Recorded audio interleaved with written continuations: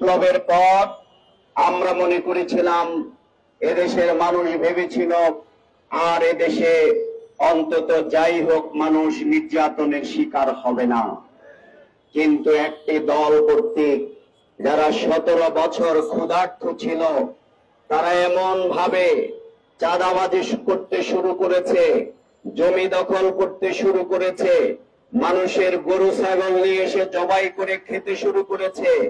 আমরা দেখলাম তারা এরপরে সিলেটে পাথর খাওয়া শুরু করেছে।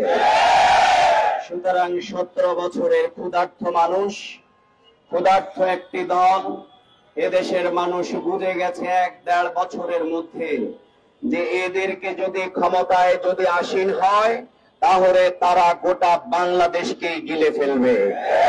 এই জন্যে আজকের যারা ওই দলের সদস্য ছিল তারা অনেকে বলছে 40 বছর এই দল করেছে, কিন্তু দলকে নাকি তারা এখন তালাক দিয়ে দিয়েছে।